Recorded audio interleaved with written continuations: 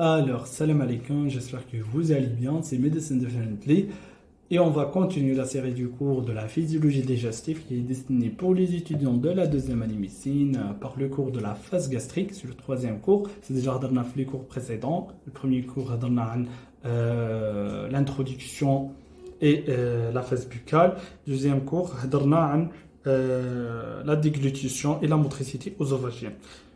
Et ce cours-là est très très important et très intéressant de le savoir parce que هو اللي هيمهد لكم الفهم تاع les autres cours, les gados, comme la phase intestinale et la phase colique. J'espère que cette série est bénéfique pour vous. قبل ما نبداو abonnez-vous sur la chaîne YouTube et partagez-vous le vidéo avec votre collègue. Activez les notifications باش يلحقكم كل ما جديد. راح نخلي لي تاع القناه تاعي تاع الانستغرام et le Telegram في البواد دانفو اللي حاب يطرح الاسئله تاعو يطرحهم تما كله في les commentaires et c'est parti. صلوا على النبي.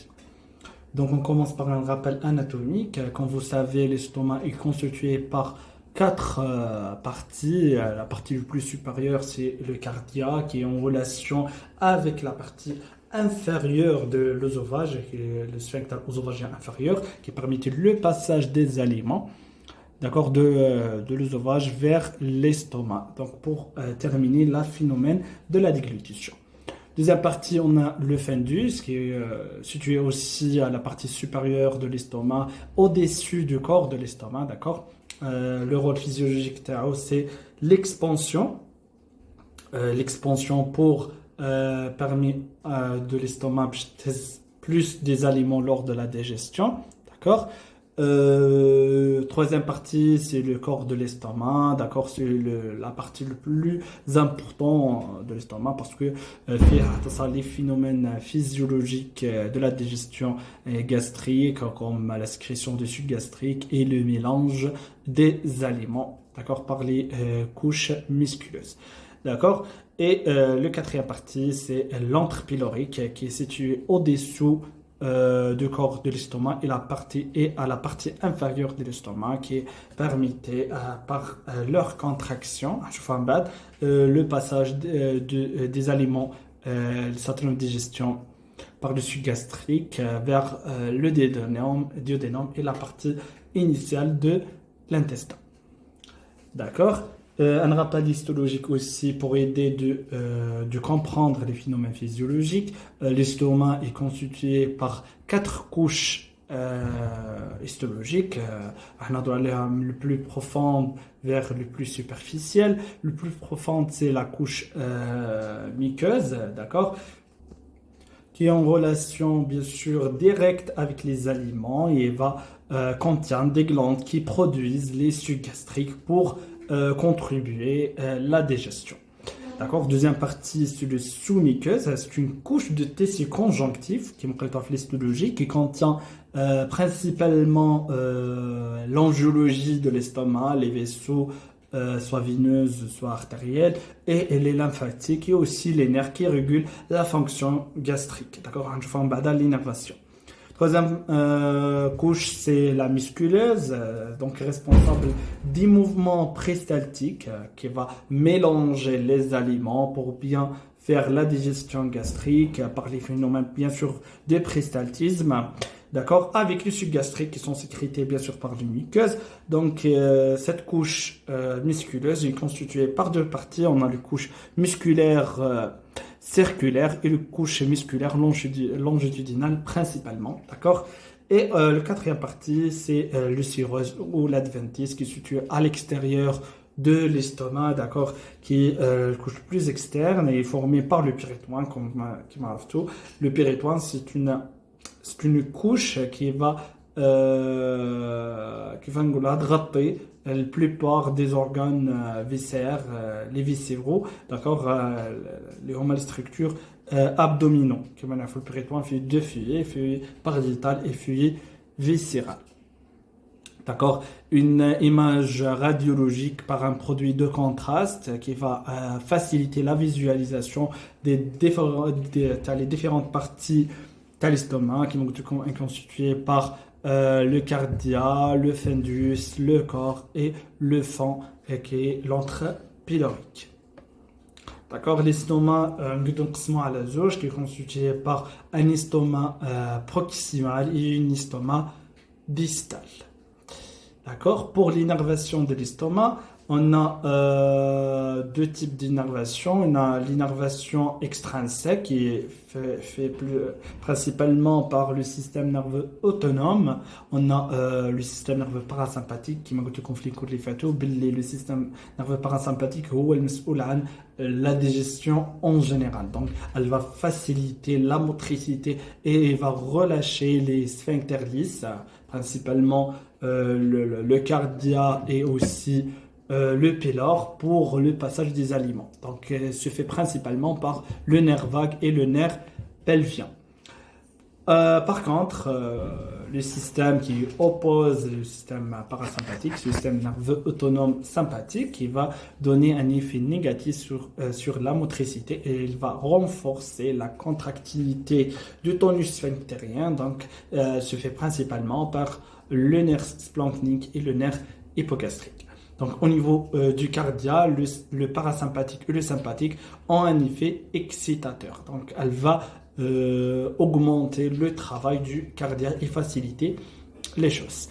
Deuxième type d'innervation, on a l'innervation intrinsèque dans la paroi digestive. C'est déjà les détails, c'est déjà fait le cours de la phase buccale.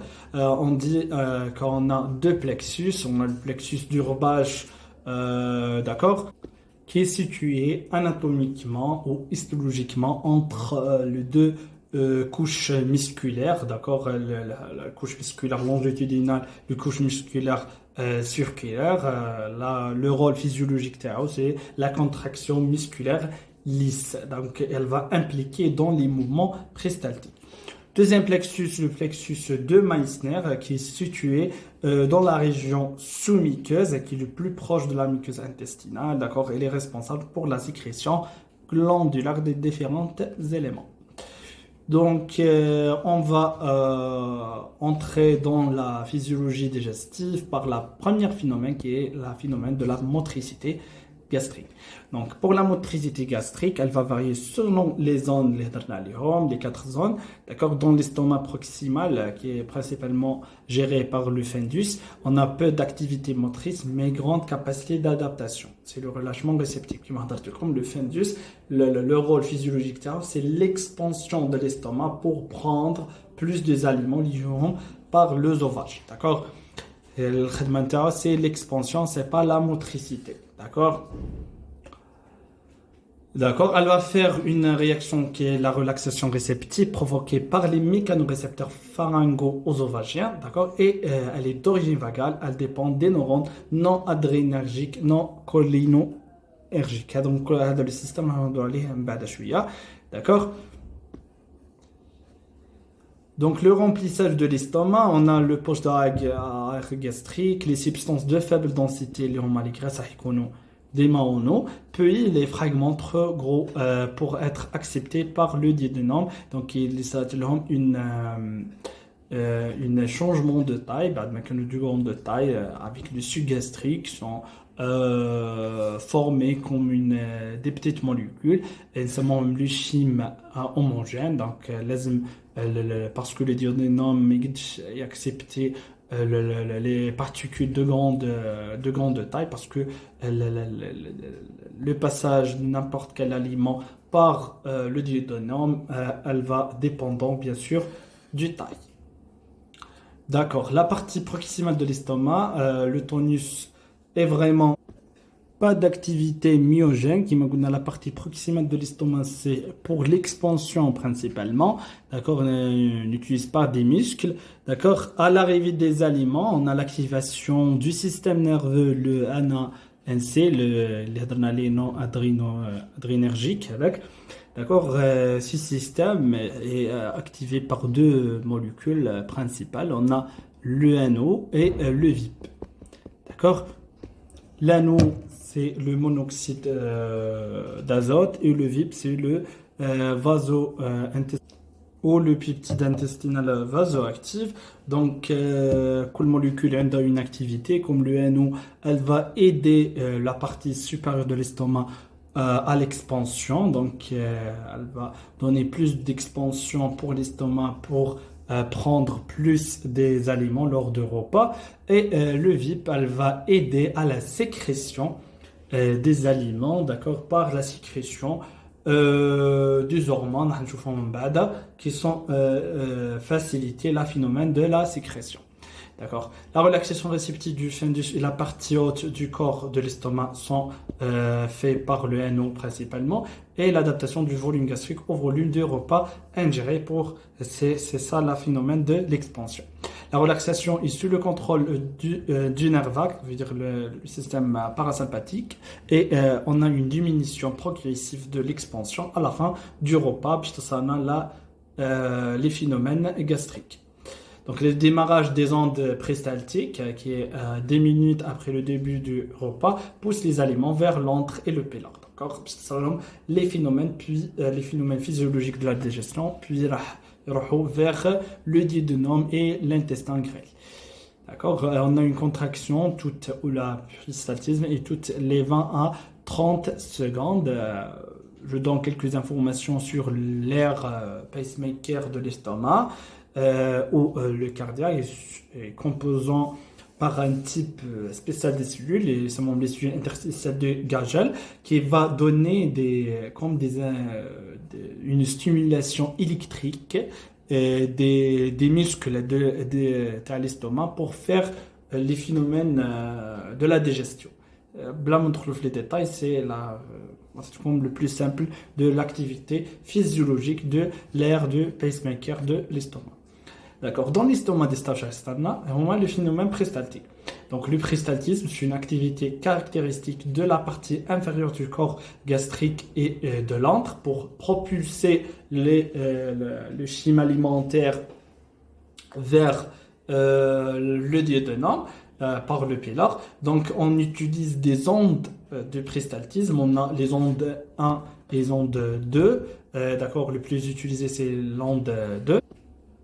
Quelle est la différence entre les deux ondes? L'onde 1, donc elle est utilisée principalement dans la partie supérieure, qui est le fundus, et la partie initiale du corps de l'estomac, sont utilisées bien sûr pour aider dans le phénomène de mélange et le stockage des aliments.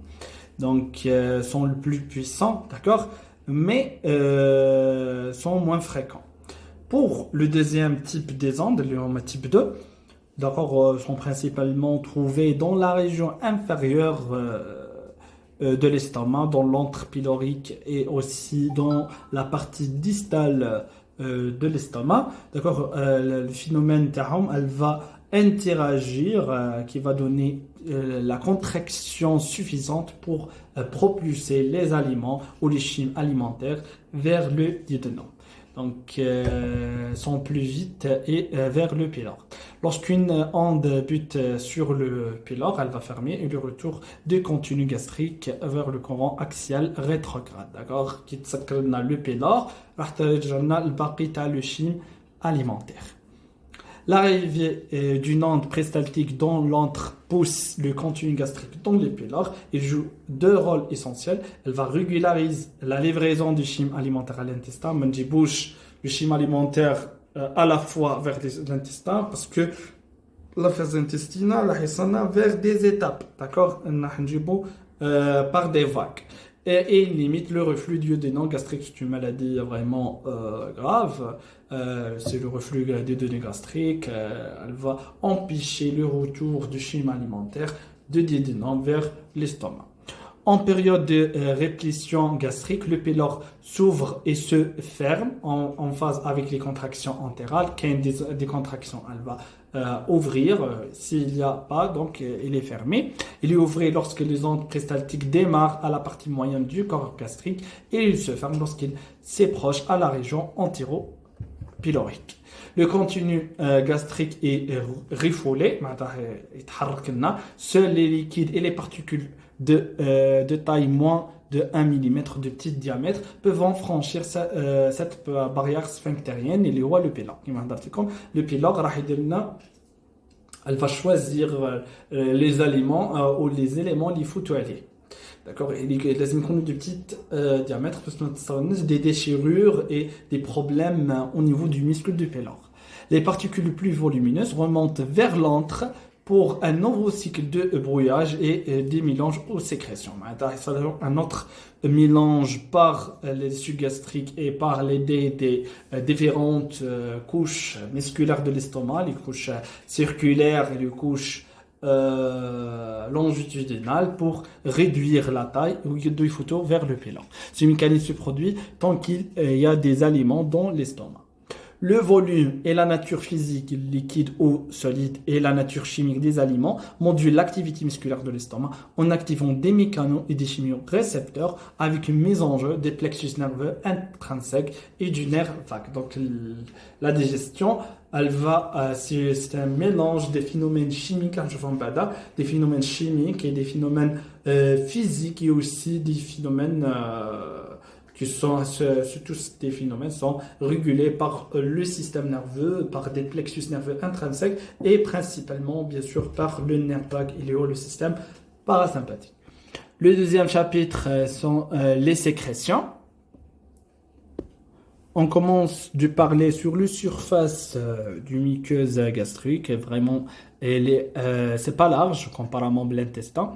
D'accord, l'intestin, c'est vraiment plus grand que la surface gastrique, donc il fait de 600 cm², donc constitué par plusieurs types de cellules. On a les cellules amicus, on a les cellules principales, les cellules pariétales, le phénomène physiologique.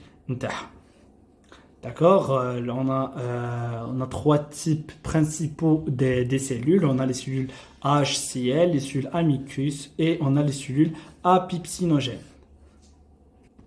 On commence par les cellules amicus, ou des cellules muqueuses, ou les cellules superficielles. Donc, le rôle c'est la sécrétion de mucus qui vraiment va faire une couche protectrice de l'estomac, d'accord, à l'intérieur, mais les productions gastriques, d'accord, comme l'HCl. Parce que l'HCl, comme il est acide, elle va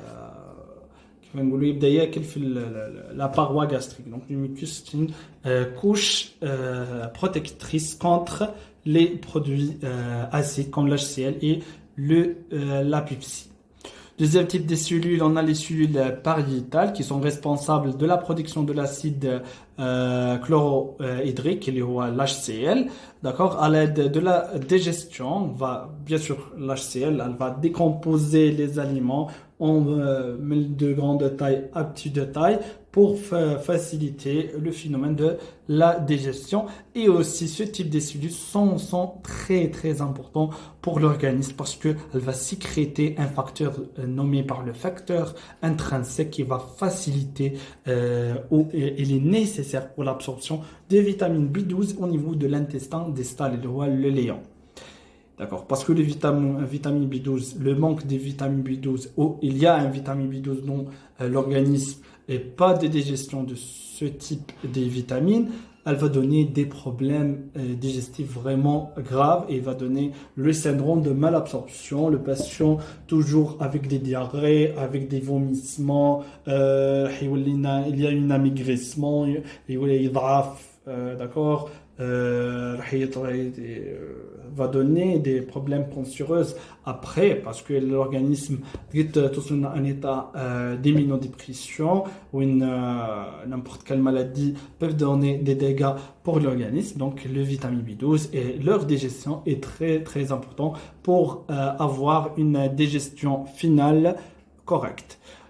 Troisième type, on a les cellules principales qui produisent des enzymes digestifs telles que la pepsine qui décompose les protéines alimentaires en peptides plus petites. Donc, le pepsine, c'est principalement pour la digestion des protéines.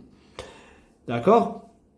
Comme un quatrième type de cellules, on a un quatrième type de cellules, les cellules anti-endocrines qui sont libérées des hormones, va réguler différentes fonctions dont cet phénomène de la digestion. Elle va réguler par libération, donc la régulation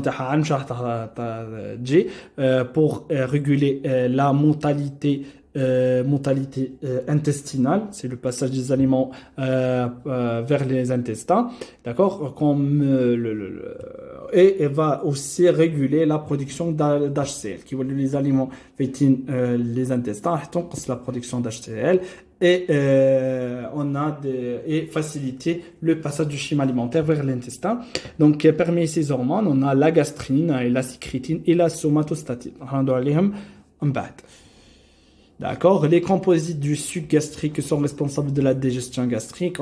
Elles composent principalement par l'HCl. D'accord. On a le pepsinogène, des facteurs intrinsèques, lipase gastrique, mucus, et l'eau et les électrolytiques.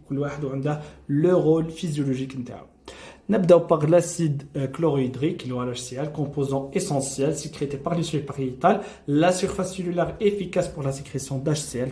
On a donc production vraiment excessive, donc une grande quantité d'HCl au niveau gastrique, elle est de 160 millimoles par litre, donc le pH est réduit jusqu'à 1, il est très très acide.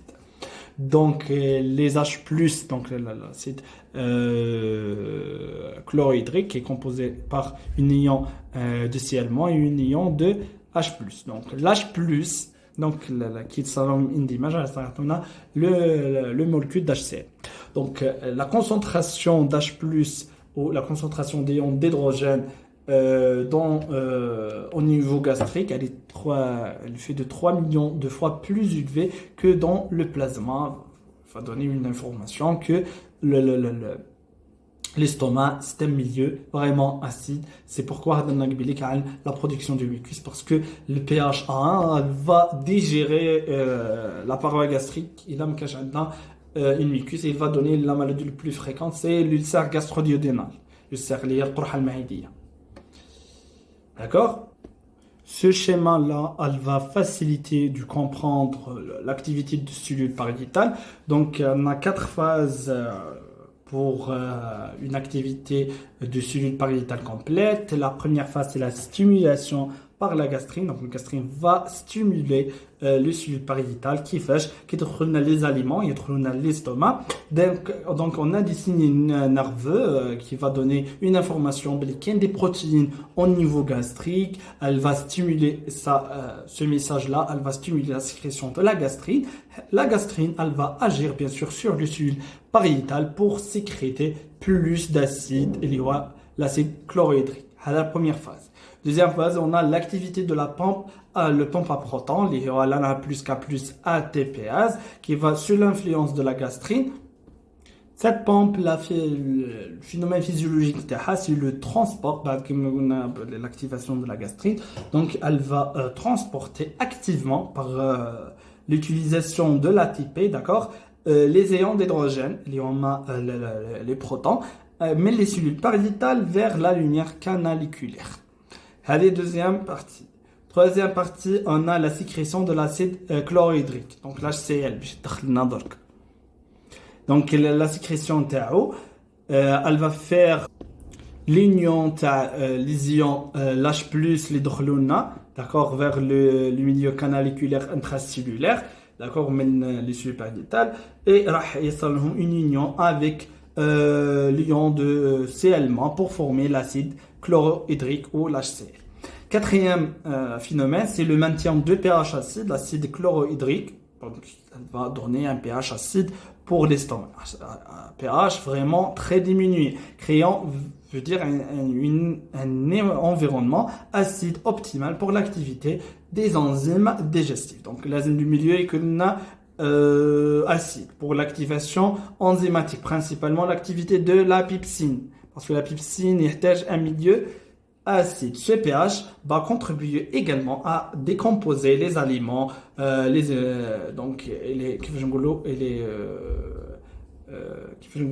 compétents pour la digestion des aliments qui est au niveau du gastre pour cheminer vers l'intestin. D'accord. On va parler un peu sur la régulation de la sécrétion d'acide. On a la sécrétion d'acide stimulée par l'histamine qui est produite, comme vous voyez, les napkins des récepteurs pour les différentes molécules. On commence par l'histamine, est produite par les cellules H entyrochlomorphine-like, agée par voie paracrine. Donc elle va agir voie paracrine, il y a une cellule qui va sécréter des antigènes, d'accord? Elle va sécréter des produits qui va agir sur les cellules de voisinage. D'accord? C'est la voie paracrine. On a aussi la gastrine produite par les cellules G, d'accord, agit par voie endocrine directement sur la cellule pariétale et surtout indirectement en stimulant la libération de l'histamine. Elle va renforcer l'activité de la première cellule et elle va réagir directement sur les cellules pariétales pour sécréter l'HCl. Aussi, on a l'acétylcholine libérée par stimulation du VAC, puisque c'est un médiateur du système nerveux parasympathique, agit directement ou par stimulation de la libération de l'histamine ou par la gastrine. Donc, elle va renforcer l'activité des autres choses. D'accord? Et la sécrétion acide est inhibée, d'accord, parce qu'on parle de régulation, stimulation et inhibition. Elle va inhibée par la somatostatine sécrétée par le suivi de l'estomac. Elle va agir par voie paracrine, d'accord, qui est le schéma alimentaire plus l'intestin. Donc il y a une sécrétion de somatostatine pour diminuer l'acidité gastrique. Aussi, le prostaglandine agit par voie paracrine aussi comme le somatostatine. Et on a la sécrétine, sécrétée par certaines cellules duodénales et agit par voie endocrine comme il est hormone. Donc l'hormone, elle va agir par voie endocrine sanguine. Puis le deuxième enzyme, on a le pepsinogène, protéine inactive sécrétée par le suivi principal, deuxième type de cellules. Elle va donner, il va augmenter l'acidité gastrique et se transformer après en pepsine pour la digestion des protéines principalement. D'accord. Troisième facteur, il y a un facteur intrinsèque, c'est un glycoprotéine sécrétée par les cellules pariétales, d'accord, comme sont responsables de sécrétion, les HCl et le facteur intrinsèque. D'accord, deux types de sécrétion. À pH neutre, l'estomac en période postprandiale, après la digestion, d'accord, au duodénum, après la prise alimentaire par le duodénum. Transport de cobalamine, les vitamines B12, vers l'éléon, qui montre la digestion au niveau de l'éléon, ça lui une absorption et contient un récepteur spécifique. Les atrophies fundiques ou les gastroctomiques va donner une carence en vitamine B12 et va donner un type d'anémie vraiment dû principalement par la diminution de taux de vitamine B12 une absorption, c'est seulement l'anémie de Biermer. Laissez-moi vraiment quel est le rôle physiologique de vitamine B12 les globules rouges pour maintenir une activité érythrocytaire correcte. On a deux effets principaux. On a la synthèse de l'ADN. Comme vous savez, les globules rouges, la forme finale, une division de l'ADN pour donner les globules rouges. D'accord? La division cellulaire fréquente nécessite un ADN sain. D'accord? Cette réplication de l'ADN pour faire par une maturation normale des érythrocytes, elle nécessite la présence de vitamine B12. Deuxième des choses, on a la maturation des érythrocytes. D'accord, la maturation parce que on a en première du temps des cellules non maturées, des érythroblastes, subissent bien sûr plusieurs des divisions cellulaires pour donner la naissance à des cellules matures, sont compétents pour faire leur activité comme le transport d'oxygène. Donc le vitamine B12 est nécessaire à chaque étape de la division cellulaire pour garantir que les cellules filles sont des cellules saines et peut agir de façon normale. Donc le manque de vitamine B12 راح ينقصنا ما كانش une division حتى ça des طفرات au niveau de l'ADN des cellules des érythroblastes, d'accord, elle va diminuer le taux de globules rouges, donc diminution de taux de globules rouges au niveau de la circulation sanguine, elle va donner une anémie qui fait principalement par diminution de taux de vitamine B12 et elle va explorer par l'âme Biermer et va donner leur nom par l'anémie de Biermer. Aussi, on a l'hypase gastrique. L'hypase, c'est principalement pour la digestion des lipides qui sont sécrétés par les cellules principales, actives en milieu acide pour la digestion des triglycérides. D'accord, 10% de la digestion des lipides dans l'estomac. Aussi, on a le mucus, c'est une glycoprotéine sécrétée par dessus la mucus, un film continu adhérer à la surface de l'épithélium gastrique pour la protection. Elle va donner toute protection pour éliminer l'état de l'ulcère gastrique qui est fait par l'acidité des enzymes du sucre gastrique. On a les eaux et les électrolytiques. Le débit de sécrétion aqueuse gastrique est de 2 à 3 litres par 24 heures. Donc l'eau, c'est très important pour la digestion des aliments. L'eau provient des cellules pariétales et des cellules amiceuses, donc est sécrétée par deux types de cellules. La concentration ionique variable en fonction de l'état fonctionnel gastrique, au repos, aux simulations. Donc, par exemple, en état de repos, on a diminution de taux ou la concentration d'H+ et de Cl-. D'accord. Au contraire, en stimulation, donc on a une augmentation de ce taux. Les cellules pariétales génèrent un gradient d'ayant d'H+ très important. Le CL- est sécrété par les cellules pariétales, échange avec l'ANA+. D'accord. Elle va faire un échange entre CL- et l'ANA+ dans les autres cellules. L'ANA+ est sécrété par les cellules non pariétales. Et le potassium est sécrété par toutes les cellules gastriques. D'accord. Les bicarbonates pour diminuer un peu la charge acide sont sécrétés en faible quantité par les cellules amicus pour donner plus de protection pour la paroi gastrique, mais malheureusement le milieu il est vraiment acide pur. Donc, elle va sécréter en petite quantité, en maintenant une grande activité, sauf la protection. Les mouvements d'eau sont passifs, ne nécessitent pas la consommation d'énergie et survient les mouvements ioniques. Puis on va parler sur les phases de la sécrétion gastrique. On a 3 phases très importantes à connaître. On commence par la phase céphalique ou la phase préparatoire. Les aliments, la cavité buccale, c'est l'anticipation de la nourriture. On a des stimulus sensoriels, principalement par le vu, l'odeur et le goût des aliments qui sont dans la cavité buccale.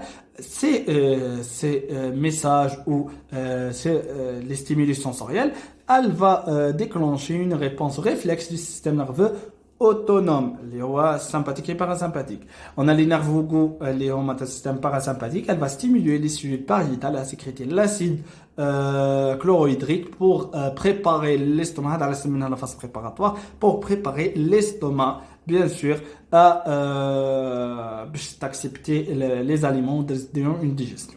D'accord. Il commence avant que les aliments n'arrivent dans l'estomac. L'attente de 3 à 6 minutes, maximum en 20 à 30 minutes, se prolonge pendant 3 à 4 heures. Présente 10% de la sécrétion totale, d'accord, les enzymes, déclenche par les stimulus buccaux sapides, l'odeur, la vue des aliments, inhibé par la rassasiement, les odeurs nauséabondantes, les nauséabondes, et les émotions comme le stress. D'accord, les facteurs اللي ما يخلوش عندنا الرغبه اننا ناكلو. Donc c'est كي نقولوا واحد كلا حاجه مش عجباتو va donner des douleurs gastriques. D'accord, parce que le système sympathique est activé.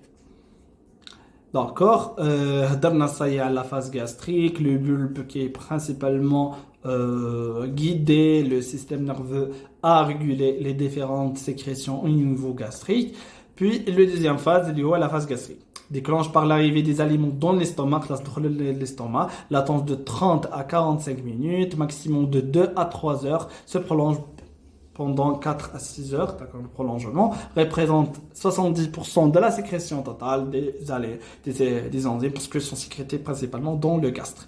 Stimulé par les produits de la digestion gastrique, des protéines, qui l'arrivée du protéine, elle va sécréter le gastrine, le pepsine, et par la distension entéro-pylorique, contient surtout le principal facteur, l'HCl.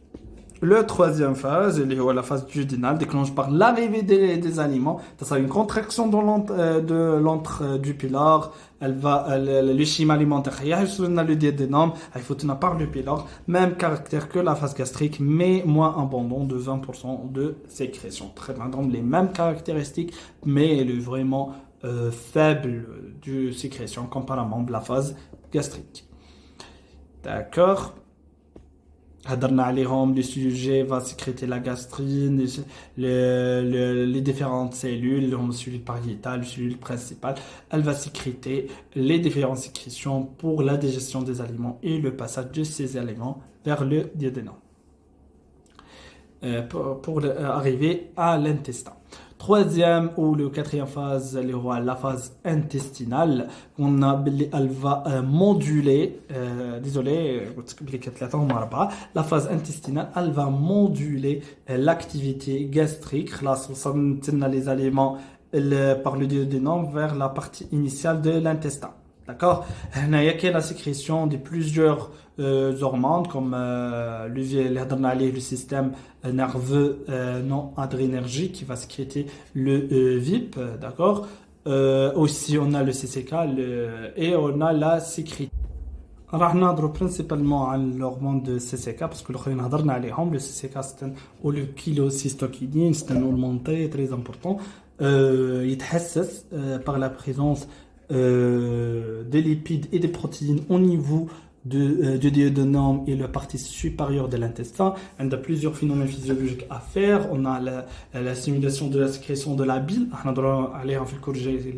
La sécrétion biliaire, elle va faire la contraction de la vésicule biliaire pour sécréter la bile qui est nécessaire pour la digestion, principalement les lipides ou les graisses.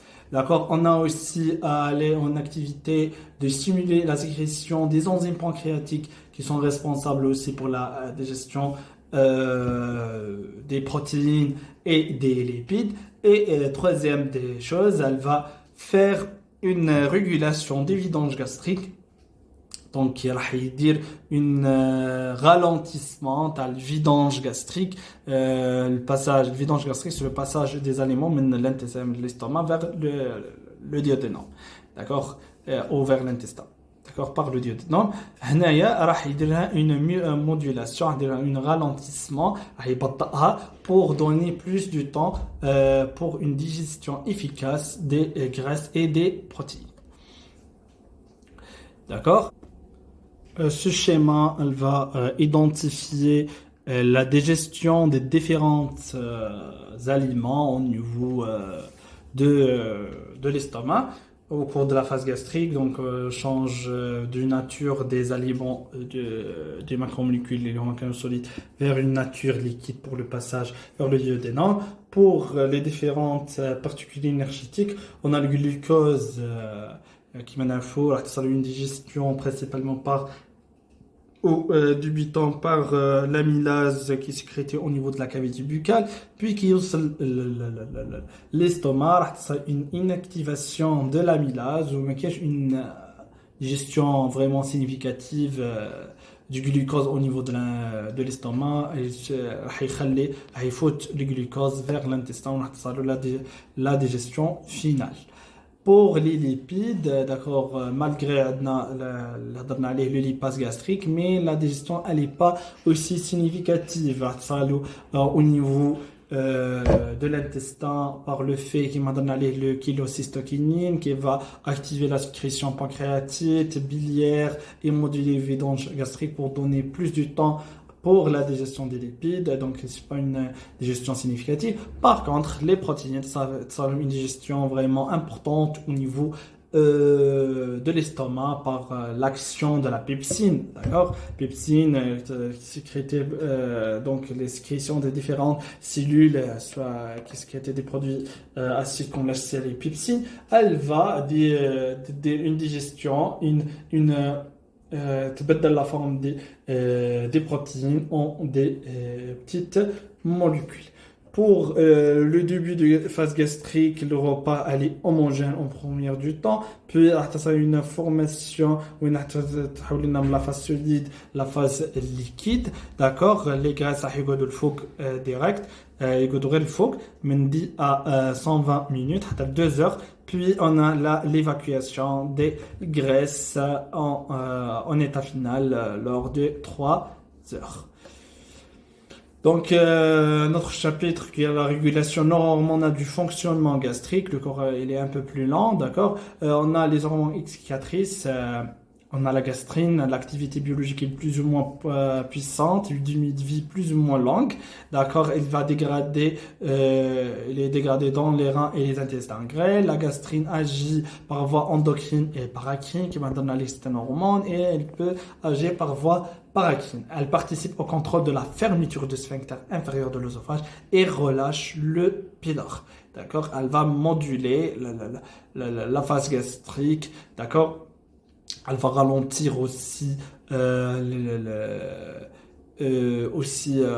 elle va ralentir qui est une contraction pylorique, hypothyroïdie alimentaire, va donner une fermeture des pylores, puis l'ouverture lorsque les aliments يجيو les pylores et elle va moduler les deux sphincters de l'estomac, le sphincter supérieur تاعها اللي هو le cardiaque ou le sphincter inférieur de l'œsophage et le sphincter inférieur اللي هو le pylore. La gastrine est sécrétée sous l'influence du nerf vague, le système parasympathique, des stimulus locaux comme la distension de l'antre pour faciliter le passage des aliments, du schéma alimentaire vers le duodénum, donc pour l'ouverture et le relâchement de pylore, contact de la muqueuse avec les aliments, surtout de nature protéique. On a l'alcalinisation de l'antre et la présence de l'ion de calcium. Surtout dans le troisième rôle, c'est l'alcalinisation de l'antre. Oui, l'antre pylorique, il y a des messages nerveux lui une sécrétion abondante et suffisante d'acide, donc principalement pour l'HCl. Donc là, parce que la présence des acides au niveau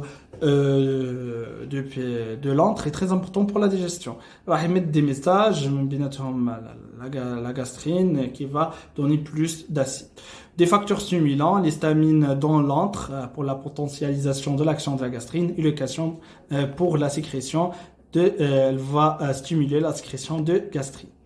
Les hormones inhibitrices qui va donner l'effet retrocontrôle, l'HCl lui-même au niveau de gastrique, il est négatif sur le pH en dessous de 1,5, d'accord, il est augmenté le pH. À pH très acide situé dans le corps et l'antre gastrique, sécréter le somatostatine qui est libéré dans les veines gastriques et dans la lumière de l'estomac qui va donner un effet inhibitrice pour diminuer l'acidité.